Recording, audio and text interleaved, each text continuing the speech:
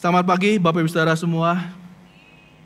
Selamat Natal dan juga selamat Tahun Baru. Kalau ada yang belum mengucapkan selamat kiri kanannya boleh silakan. Wow, saya senang bisa melihat kita semua berkumpul kembali di tempat ini. Tahun lalu, tahun 2024, tema kita sebagai satu jemaat adalah Be the Light, menjadi terang. Atau dengan kata lain, kami berharap, kami berdoa bahwa setiap kita jemaat ini, orang-orang yang ada di tengah-tengah kami bisa bertumbuh, bisa menjadi terang bagi dunia ini, bersinar menerangi dunia ini dengan segala perbuatan-perbuatan baik yang kita miliki untuk kita menerangi dunia. Dan tahun ini, tahun 2025, tema kita adalah Building Together. Di mana Building Together ini memiliki satu arti. Kami ingin mengajak untuk setiap kita, satu jemaat, untuk bisa membangun bersama-sama. Apa yang nanti kita akan bangun, saya akan jelaskan dalam isi khotbah. Tetapi kata building together ini diambil dari satu kitab di dalam perjanjian lama, yaitu kitab Ezra.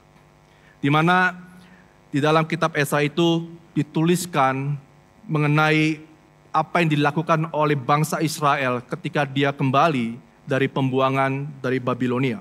Mari kita buka di Ezra 1, ayat 1 sampai ayat yang ke-6. Saya akan bacakan firman Tuhan buat Bapak Ibu Saudara semua. Pada tahun pertama zaman Kores, Raja negeri Persia, Tuhan menggerakkan hati Kores, Raja Persia itu untuk menggenapkan firman yang diucapkan oleh Yeremia, sehingga disiarkan di seluruh kerajaan Kores secara lisan dan tulisan pengumuman ini. Beginilah perintah Kores Raja Persia. Segala kerajaan di bumi telah dikaruniakan kepadaku oleh Tuhan, Allah semesta langit. Ia menugaskan aku untuk mendirikan rumah baginya di Yerusalem yang terletak di Yehuda. Ayat ketiga dan keempat.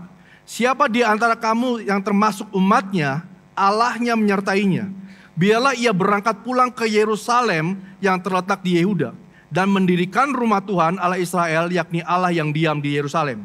Dan setiap orang yang tertinggal, dimanapun ia ada sebagai pendatang, harus disokong oleh penduduk setempat dengan perak dan emas, harta benda dan ternak, di samping persembahan sukarela bagi rumah Allah yang ada di Yerusalem. Ayat 5 dan ayat yang ke-6. Maka berkemaslah kepala-kepala kaum keluarga orang Yehuda dan orang Benyamin, serta para imam dan orang-orang Lewi, yakni setiap orang yang hatinya digerakkan Allah untuk berangkat pulang dan mendirikan rumah Tuhan yang ada di Yerusalem. Dan segala orang di sekeliling mereka membantu mereka dengan barang-barang perak, dengan emas, harta benda, dan ternak, dan dengan pemberian yang indah-indah, selain dari segala sesuatu yang dipersembahkan dengan sukarela. Saya ingin kasih sedikit background mengenai kitab Ezra ini. Jadi pada waktu itu, kerajaan Israel atau tepatnya kerajaan Yehuda, mereka diserang oleh kerajaan Babilonia, yang rajanya adalah bernama Nebukadnezar. Lalu singkat cerita, kerajaan Yehuda termasuk kota Yerusalem dikalahkan oleh kerajaan Babilonia. Dan singkat cerita, tembok Yerusalem dihancurkan oleh kerajaan Babilonia dan bait Allah di situ dibakar sehingga musnah, bait Allah tidak ada. Dan orang-orang, sebagian besar orang-orang Yehuda pada zaman itu dibawa oleh kerajaan Babilonia untuk dibuang ke daerah Babilonia. Hanya tinggal mungkin beberapa orang saja. Dan pada waktu itu, setelah 70 tahun lamanya mereka ada dalam pembuangan di Babilonia, lalu muncullah satu kerajaan yang disebut dengan kerajaan Persia, di mana dia bangkit dan dia mengalahkan kerajaan Babilonia. Jadi pada waktu itu kerajaan Babilonia adalah kerajaan yang paling besar. Hari itu Mesir tidak ada lagi sungutnya. Jadi Babilonia adalah kerajaan yang paling besar yang menguasai dunia pada waktu itu. Jadi ketika Persia mengalahkan Babilonia, Persia mengalahkan dunia. Dan Raja Kores inilah raja yang mengalahkan dunia. Yang menarik yang saya bagikan adalah di ayat yang kedua.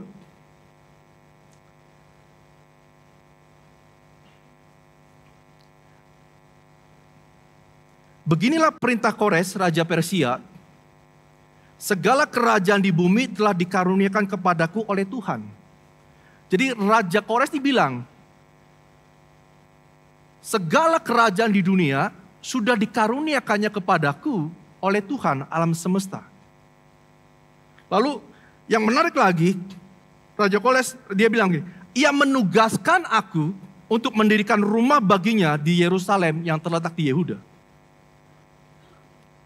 Saya percaya kalau dibaca di ayat yang pertama, pada tahun pertama zaman Raja Kores, Raja Negeri Persia, Tuhan menggerakkan hati Kores, Raja Persia untuk mengenakan firman yang diucapkan oleh Yeremia.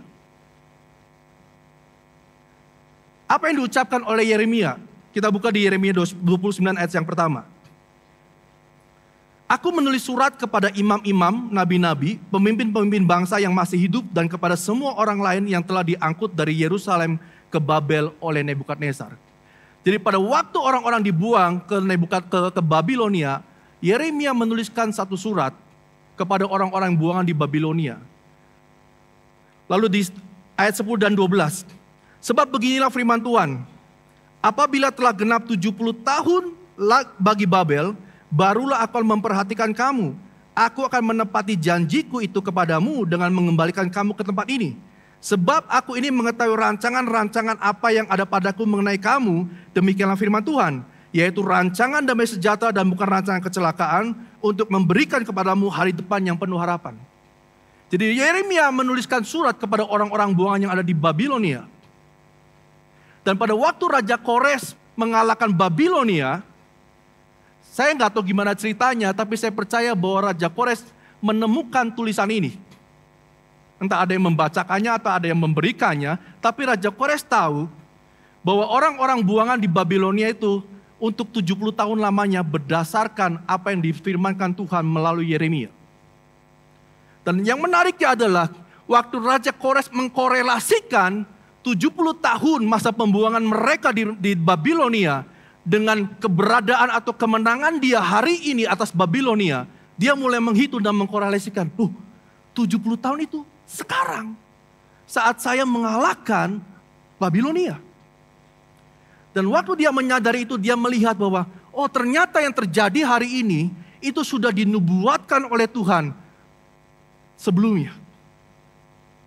Itulah sebabnya Raja Kores mau tidak mau, suka tidak suka, dia menyadari bahwa apa yang terjadi dalam hidupnya ketika dia berperang atas Babilonia dan menang atas Babilonia, itu sebenarnya semata-mata bukan karena kehebatan dia sebagai seorang manusia, tetapi ada rencana yang sudah dikatakan sejak semulanya. Bahwa Babel, orang-orang ini akan ada di Babilonia untuk 70 tahun lamanya. Itulah sebabnya dia bilang, segala kerajaan di muka bumi ini telah diberikan kepadaku oleh Tuhan semesta, alam semesta. Dan yang menarik lagi, ketika dia mengetahui selanjutnya, dia bilang, dan dia menugaskan aku untuk membangun rumah baginya di Yerusalem, daerah Yehuda. Tuhan berbicara kepada Yeremia secara mungkin supranatural. Lalu Yeremia menuliskannya dalam sebuah surat, mengirimkannya. Lalu ada orang yang membaca surat tersebut dan yang mengerti bahwa itu adalah rencana Tuhan. Raja Kores melihat itu sebagai satu tulisan di mana Tuhan berbicara kepada dia. Yang saya ingin sampaikan adalah kalau Tuhan dulu bisa berbicara kepada setiap mereka, baik secara supranatural maupun walaupun melalui setiap tulisan yang ada, bukankah Tuhan kita adalah Tuhan yang sama? Tuhan yang juga bisa berbicara kepada setiap kita, baik secara supranatural ataupun melalui setiap tulisan-tulisan yang sudah ada. Yang kalau kita tarik hari ini, Tuhan juga akan banyak berbicara kepada setiap kita melalui firman Tuhan, melalui Alkitab yang kita baca setiap harinya. Orang yang bukan orang Israel, bukan orang Yehuda, tapi mereka bisa mengenal rencana Tuhan. Dan dia bisa tahu apa yang Tuhan kehendaki dalam hidupnya. Kalau mereka orang yang tidak mengenal Tuhan pada mulanya bisa mengerti semuanya ini, bukankah kita yang adalah anak-anaknya juga bisa mengenal apa yang Tuhan inginkan dalam hidup kita? Jadikanlah tahun-tahun ini, tahun-tahun ke depan, menjadi satu tahun di mana kita belajar, membangun hidup kita untuk belajar mendengar apa yang menjadi kehendak Tuhan dalam hidup kita. Tuhan bisa berbicara melalui hal-hal yang supranatural. Tapi juga Tuhan juga bisa berbicara sama untuk melalui setiap firman yang diucapkan di dalam Alkitab yang kita baca setiap hari. Jadi jangan pernah lupakan firman Tuhan, jangan pernah lupakan Alkitab setiap hari. Baca Alkitab dan dapatkan apa yang Tuhan ingin sampaikan kepada setiap kita. Ujilah segala sesuatu. Dan kembalilah kepada firman yang sudah dituliskan, yaitu firman Allah sendiri. Hal berikutnya yang saya bagikan adalah God gives attention to His people. Mungkin kita berpikir apa yang sudah terjadi tahun 2024 sepertinya tidak terlalu enak buat setiap kita. Mungkin buat beberapa orang daripada kita. Atau buat Bapak Ibu Saudara yang mungkin sedang mengalami hal yang kurang enak. Sama seperti ketika orang-orang Yehuda dibuang selama 70 tahun ke dalam Babilonia. Mereka mengalami satu masa-masa yang mungkin tidak enak. Sepertinya dibuang. Sepertinya hidup di dalam satu kesusahan. Sepertinya hidup di luar kehendak Allah.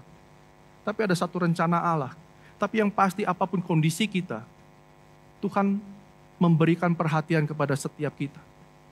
Tuhan perhatian sama setiap kita. Tuhan gak biarkan kita dalam kondisi apa, Tuhan tidak membiarkan kita sendiri ketika kita harus menghadapi semua masalah setiap kondisi yang kita hadapi hari-hari ini. Kadang kita berpikir bahwa wah saya ada dalam masa pembuangan, tidak ada satu orang pun yang peduli, gak ada yang care tentang hidup saya.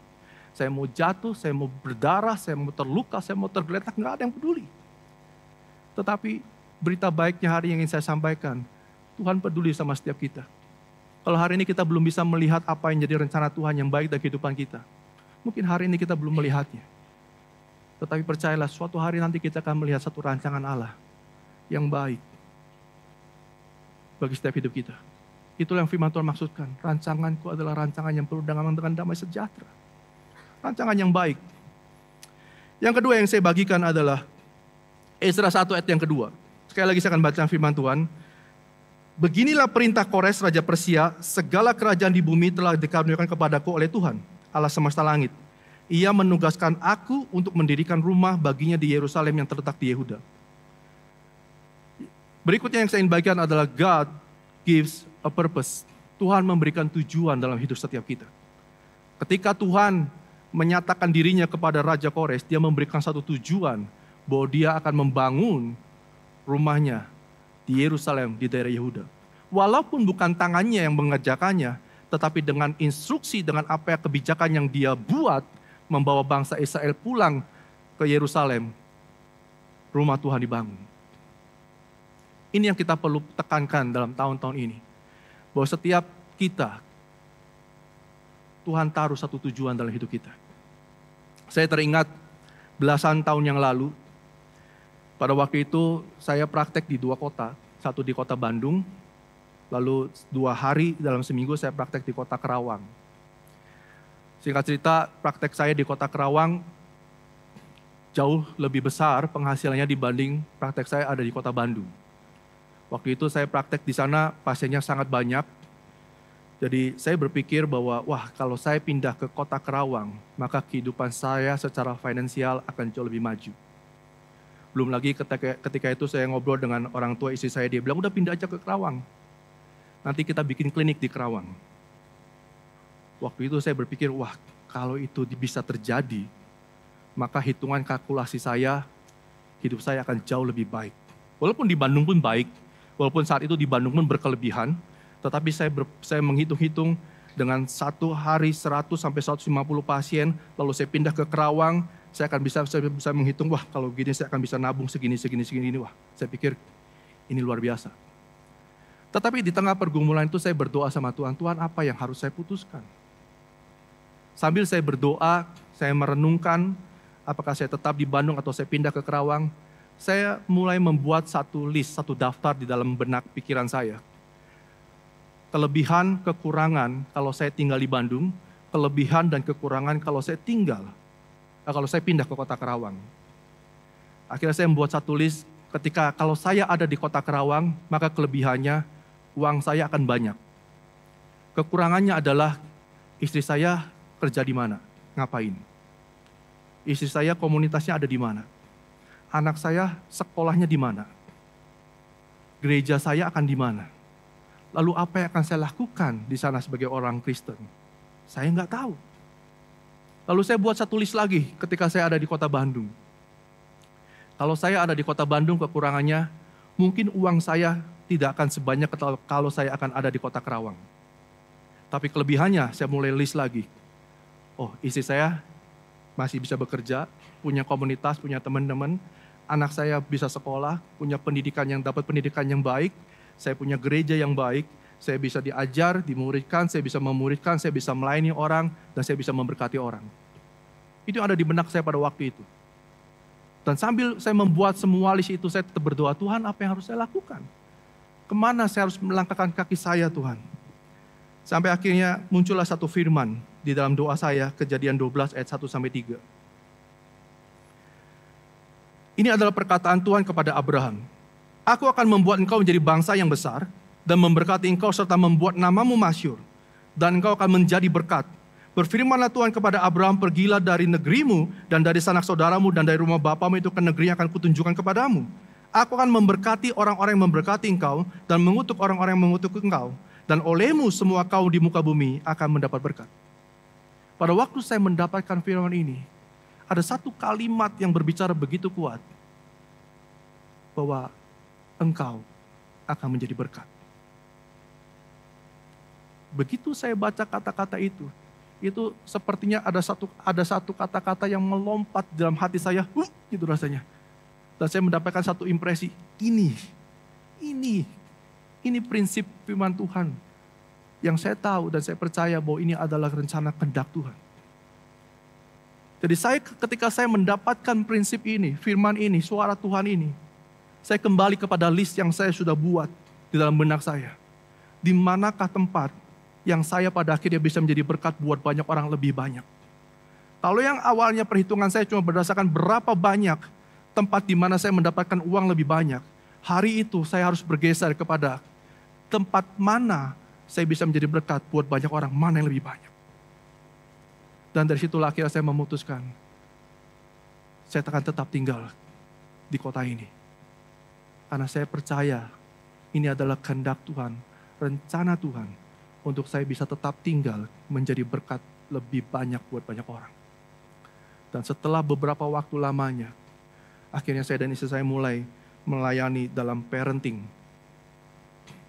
Dan semakin saya berjalan di situ, saya mulai menyadari, memang ini panggilan yang Tuhan sudah taruh dalam hidup kami. Dan ketika saya merenungkan terus dan terus, saya mulai semakin hari semakin yakin, memang ini yang Tuhan mau. Tuhan sudah memberikannya dan menaruh satu tujuan dalam kehidupan kami. Dalam kehidupan saya. Amin.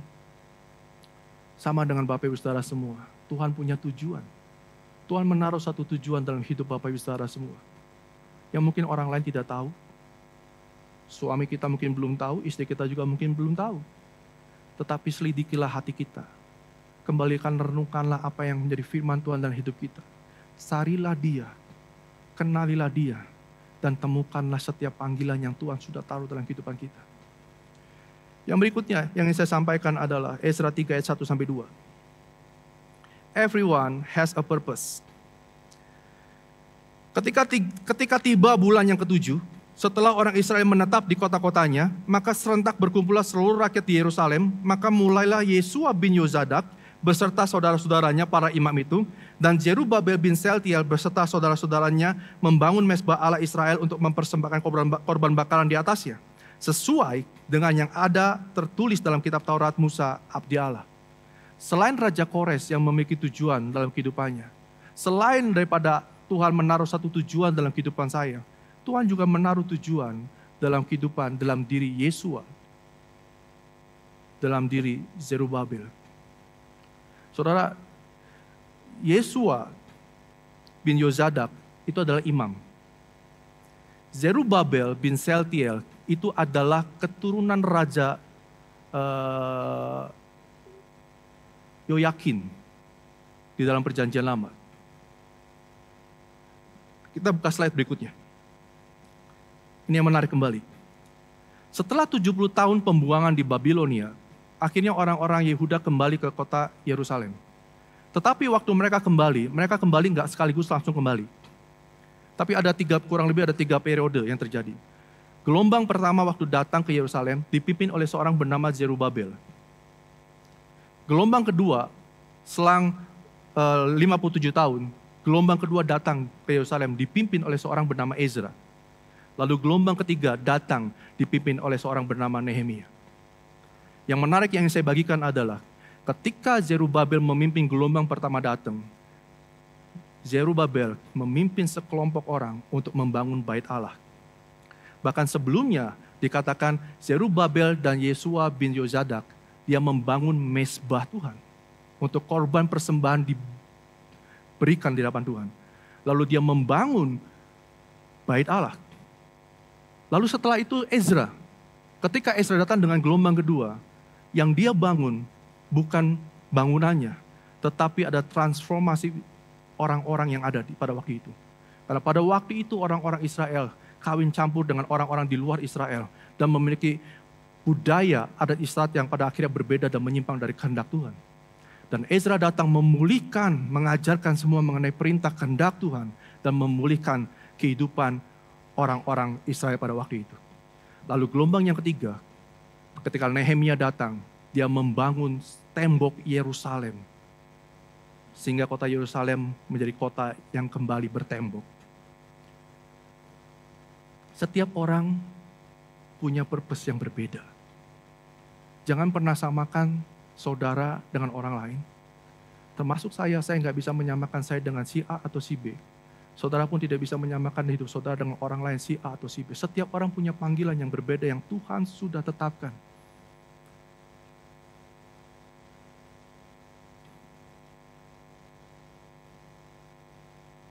Saya berdoa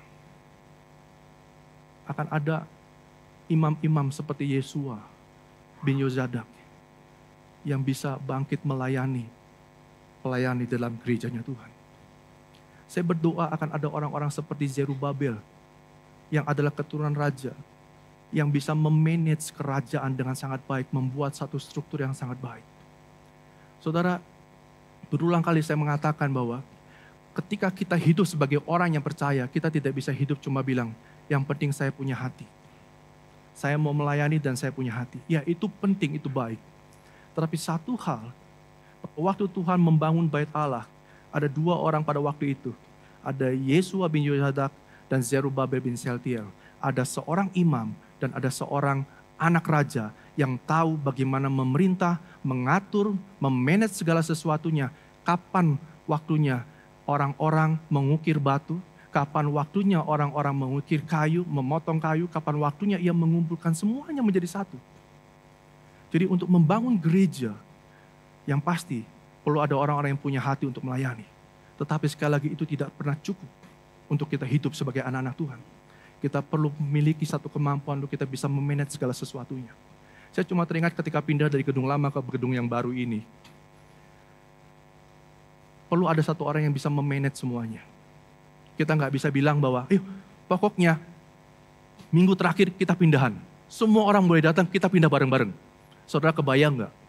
Begitu pindahan semua orang datang, bawa kursi dari lantai 3 di gedung lama, terus bawa ke bawah. Mobil siapa? Nggak ada mobil. Kenapa? Karena kita cuma, yang penting saya punya hati. Kapan? Gimana caranya? Ya gimana aja, gimana nanti. Yang penting saya punya hati. Tetapi ketika ada orang yang bisa memanage semuanya, ada orang yang bisa mengatur, ada orang yang bisa mengatur bahwa hari apa kita persiapkan lounge, hari apa kita persiapkan sekretariat, hari apa kita persiapkan kids, hari apa kita sewa mobil, kita siapkan mobil, dan mana yang harus dipindahkan terlebih dahulu. Oh, hari ini kita pindahin ini dulu, hari berikutnya kita pindahin ini, hari berikutnya kita pindahin. Semuanya dibuat jauh lebih baik. Dan ketika gereja bisa diatur dengan manajemen yang baik, maka gereja akan bisa bertumbuh dengan baik. Bukan menjadikan gereja ini sebagai satu perusahaan atau company, tetapi sama seperti membangun bait Allah. Perlu ada orang yang bisa mengatur semuanya sehingga semuanya bisa tertata dengan baik. Batu-batu bisa tersusun dengan baik, terapih sampai bait Allah itu jadi. Yang berikutnya yang ingin saya bagikan adalah building together. Selain Raja Kores, Zerubabel, Ezra, Nehemia, dan Yesua, ada juga orang yang lain yang turut membangun. Di Ezra 2 ayat 36 dikatakan para imam. Ezra 2 ayat 40 ada orang-orang Lewi. Ezra 2 ayat 41 ada para penyanyi atau musisi. Ezra 2 ayat 42 ada kaum penunggu pintu gerbang atau gatekeeper. Lalu Ezra 1, 3 dan 5 berbicara mengenai kepala-kepala keluarga dari kaum Yehuda dan Benyamin. Artinya setiap kita, Tuhan taruh tujuan dalam hidup setiap kita. Dan setiap kita punya tujuan yang bisa jadi berbeda-beda satu dengan yang lain. Tetapi yang Tuhan kehendaki adalah building together. Kita membangun semua ini bersama-sama. Saya punya kemampuan main piano. Saya punya kemampuan main gitar. Saya punya kemampuan untuk senyum yang termanis. Saya punya kemampuan untuk menggerakkan lighting dan sebagainya. Ketika semuanya dikolaborasikan bersama-sama, maka ini akan terjadi satu harmonisasi yang indah di tengah-tengah kita. Sehingga semua orang pada akhirnya bisa menikmati ibadah kita. Our purpose, Matius 28 ayat 19-20. Apa yang akan kita bangun ke depannya? Karena itu pergilah jadikanlah semua bangsa muridku dan baptislah mereka dalam nama Bapa, Anak dan Roh Kudus. Dan ajarlah mereka melakukan segala sesuatu yang telah kuperintahkan kepadamu. Dan ketahuilah aku menyertai kamu senantiasa sampai kepada akhir zaman. Jadi apa yang akan kita bangun ke depannya bersama-sama? Yaitu membangun orang-orang menjadi muridnya Kristus. Tapi kalau saudara perhatikan baik-baik. Dan ajarlah mereka melakukan segala sesuatu yang telah kuperintahkan kepadamu. Ketika Tuhan menyampaikan amanat agung ini kepada murid-muridnya.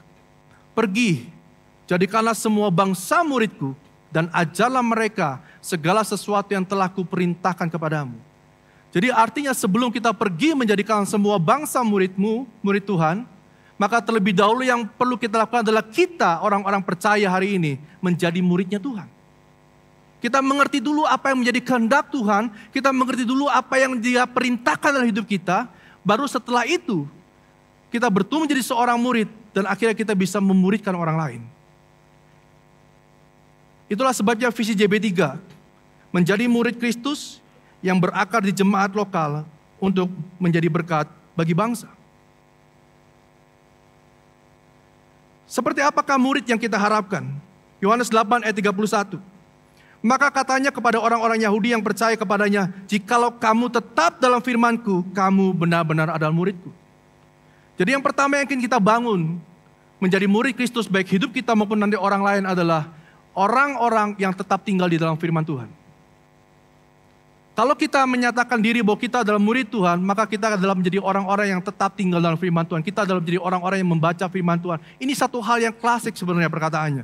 Tapi perkataan ini klasik namun juga kekal. Kalau kita ingin menjadi murid Tuhan, maka kita perlu menjadi orang yang tetap tinggal di dalam firman Tuhan. Itulah sebabnya dalam 1 tahun ke depan, slide berikutnya.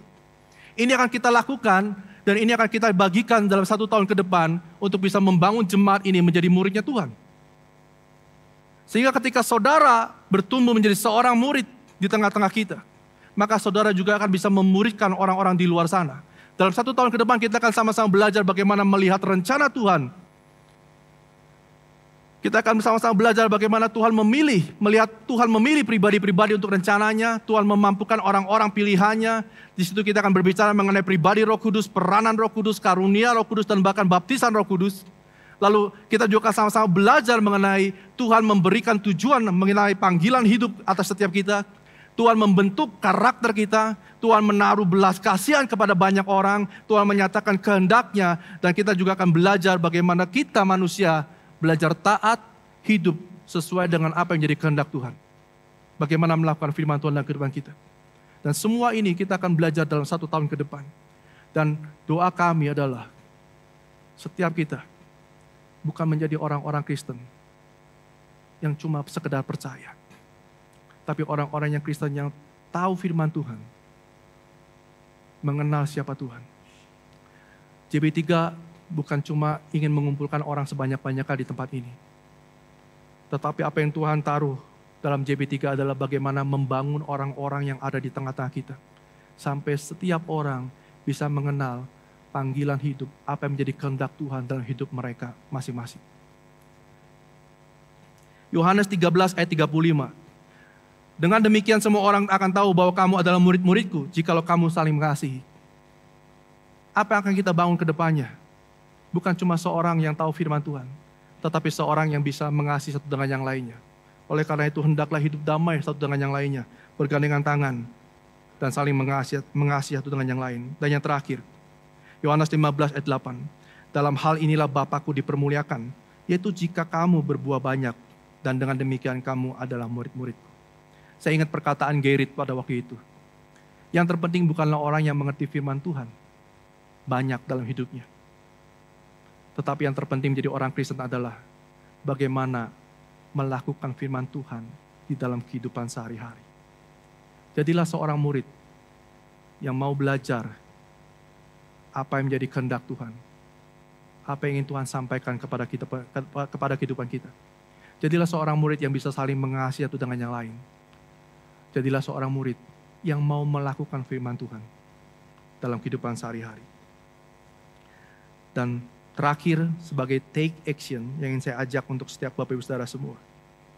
Hendaklah setiap orang bertumbuh menjadi murid Kristus. Dan yang kedua, hendaklah jemaat bersama-sama melalui komunitas yang ada bertumbuh menjadi muridnya Kristus. Melalui komunitas, melalui setiap home cell yang ada, biarlah setiap orang bisa bertumbuh satu dengan yang lainnya menjadi murid Kristus. Amin. Saya undang untuk tim musik maju ke depan. Bapak kami mengucap syukur Tuhan untuk hari ini Tuhan. Bapak kami berdoa, biarlah setiap kami Tuhan hari ini mulai mengenal Engkau sebagai Tuhan yang memberikan panggilan dalam hidup setiap kami. Engkau adalah Tuhan yang berbicara kepada setiap kami, memberikan panggilan. Dan setiap kami memiliki panggilan yang berbeda-beda. Tetapi dalam setiap perbedaan yang ada, kami berdoa untuk setiap kami bisa bekerja sama Tuhan, membangun bersama-sama Tuhan. Membangun hidup kami untuk bisa menjadi murid Kristus. Membangun hidup orang-orang yang ada di sekitar kami menjadi murid Kristus. Bapak, pakai JB3 ini Tuhan. Pakai setiap kami untuk benar-benar bisa berdampak, menjadi berkat Tuhan bagi banyak orang. Ini hati kami, ini hidup kami Tuhan.